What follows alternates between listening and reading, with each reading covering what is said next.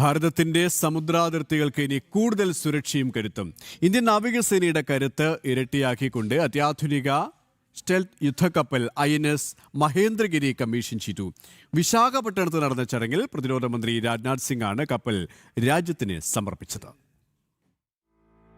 Indian സമുദ്രമേഖലയിൽ ഭാരതത്തിന്റെ അപ്രമാദിത്വം ഉറപ്പിക്കുന്ന പുതിയ കാവൽക്കാരൻ അത്യാധുനിക യുദ്ധക്കപ്പലായ INS മഹേന്ദ്രഗിരി ഇനി ഇന്ത്യൻ നാവികസേനയുടെ ഈസ്റ്റേൺ ഫ്ലീറ്റിന് കരുത്താകും. പ്രൊജക്ട് 17A പദ്ധതിയുടെ കീഴിൽ നിർമ്മിച്ച 6ാമത്തെ സ്റ്റെൽത്ത് ഫ്രിഗേറ്റാണ് മഹേന്ദ്രഗിരി. കിഴക്കൻ മലനിരകളിലെ ഗാംഭീര്യമുള്ള മഹേന്ദ്രഗിരി പർവ്വതനിരയുടെ പേര് അന്വർത്ഥമാക്കുന്നതാണ് ഈ യുദ്ധക്കപ്പലിന്റെ കരുത്ത്. ഇന്ത്യൻ നാവികസേനയുടെ വാർഷിപ്പ് ഡിസൈൻ ബ്യൂറോ രൂപകൽപ്പന ചെയ്ത് മുംബൈയിലെ മസഗോൺ ഡോക്ക് ഷിപ്പ് ബിൽഡേഴ്സാണ് ഈ പടക്കപ്പൽ നിർമ്മിച്ചത്.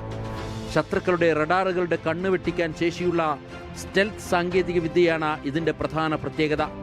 ഉപരിതലത്തിൽ നിന്ന് ഉപരിതലത്തിലേക്കും ഉപരിതലത്തിൽ നിന്ന് ആകാശത്തേക്കും തൊടുക്കാവുന്ന മിസൈലുകൾ, അത്യാധുനിക ആന്റി സബ്മറൈൻ സംവിധാനങ്ങൾ, ഇന്റഗ്രേറ്റഡ് കോമ്പാക്ട് മാനേജ്മെന്റ് സിസ്റ്റം എന്നിവയടക്കം ഒരു യുദ്ധമുഖത്താവശ്യമായ സർവ്വസന്നാഹങ്ങളും ഈ കപ്പലിൽ ഒരുക്കിയിട്ടുണ്ട്. ഏറ്റവും അഭിമാനകരം, കപ്പലിന്റെ 75% ഘടകങ്ങളും പൂർണ്ണമായും ഇന്ത്യയിൽ തന്നെ നിർമ്മിച്ചതാണ് എന്നതാണ്. രാജ്യത്തെ ചെറുകിട ഇടത്തരം വ്യവസായ സംരംഭങ്ങളുടെ വലിയ പങ്കാളിത്തം ഈ നിർമ്മാണത്തിലുണ്ട്.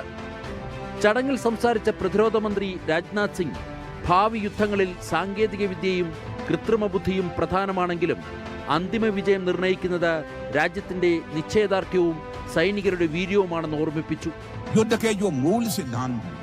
उनकी पूर्ति के लिए जो स्ट्रांग कन्वेंशनल कैपेबिलिटी आज भी उतनी ही आवश्यक है जितनी पहले थी. Future wars may be fought with artificial intelligence, but they will still be won by national resolve, trained soldiers and the capable military power. കഴിഞ്ഞ 1.5 വർഷത്തിനിടെ 6 പ്രമുഖ യുദ്ധക്കപ്പലുകളാണ് ഇന്ത്യൻ നാവികസേനയുടെ ഭാഗമായത്. ഇത് ഭാരതത്തിന്റെ കപ്പൽ നിർമ്മാണ രംഗത്തെ അസാധാരണമായ വളർച്ചയുടെ തെളിവാണ്.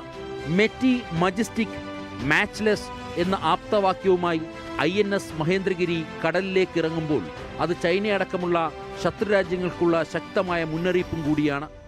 ഇൻഡോ പസഫിക് മേഖലയിലെ സമാധാനത്തിനും സുരക്ഷയ്ക്കും ഈ ഇന്ത്യൻ സാന്നിധ്യം ഇനി നിർണായകമാകും. ജനം, ഡൽഹി.